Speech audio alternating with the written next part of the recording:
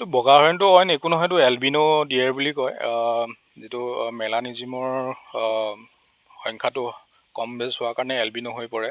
আৰু এইটো কোনো বেলেগ প্ৰজাতি নহয়, একেটা পশু প্ৰজাতিয়ে হক ডিয়েৰ। আমি কহৰা বনাঞ্চলত, বিশেষকৈ কাজিৰঙাৰ যিটো কহৰা বনাঞ্চল আছে, আমি তাত দুটা বৰ্তমানলৈকে প্ৰত্যক্ষ কৰিছোঁ বা বনকৰ্মীসকলেও প্ৰত্যক্ষ কৰিছে। আৰু বুঢ়া পাহাৰ বনাঞ্চলত এটা আৰু বাগৰিত এটা আজিলৈকে প্ৰত্যক্ষ কৰা হৈছে। আৰু ই সাধাৰণতে কোনো বেলেগ প্ৰজাতি নহয়, যিহেতু আমি সেই হক ডিয়েৰ, যিখিনি হক ডিয়েৰ খুটীয়া পশু, সেই খুটীয়া পশুৰ লগতে বিচৰণ কৰা আমি দেখা পাওঁ। জেনেটিক কাৰণ হ'ব পাৰে নেকি? এইটো জেনেটিক কাৰণ বুলি বৰ বিশেষকৈ ক'ব নোৱাৰি। যিটো মেলানিজিমৰ এটা কম বেছ হোৱাৰ কাৰণে ই বগা হৈ পৰে।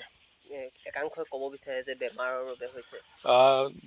এইটো বিষয়ত বহুতখিনি কণ্ট্ৰভাৰ্চিয়েল বহুতবাৰ হৈ গৈছে। আৰু আমাৰ আগৰ যি কাজিৰঙা ৰিচাৰ্চ অফিচাৰ আছিলে, তেওঁলোকেও সেই বহুতকেইখন পেপাৰ পাব্লিছ কৰিছিলে। আৰু বহুতকেইটা বাহিৰৰ দল সংগঠনেও চাইণ্টিফিক বিশ্লেষণ ইয়াত দাঙি ধৰিছিলে। এইটো কোনো বেমাৰৰ কাৰণে নহয়, এইটো জেনেটিক ডিছঅৰ্ডাৰো নহয়, এইটো মেলানিজিমৰ কম বেছ হোৱাৰ কাৰণে এইটো হয়। কিন্তু পৰ্যটকৰ আকৰ্ষণৰ অন্যতম কেন্দ্ৰবিন্দু নিশ্চয়কৈ পৰ্যটকে, আমি প্ৰথমবাৰ যেতিয়া আমি পাইছিলোঁ ডাফলাং এৰিয়াত, কহৰা বনাঞ্চলৰ ডাফলাং এৰিয়াত আমি পাইছিলোঁ। আৰু এতিয়া ৰিচেণ্টলি মিহিমুখৰ অঞ্চলত বিচৰণ কৰা আমি দেখা পাইছোঁ।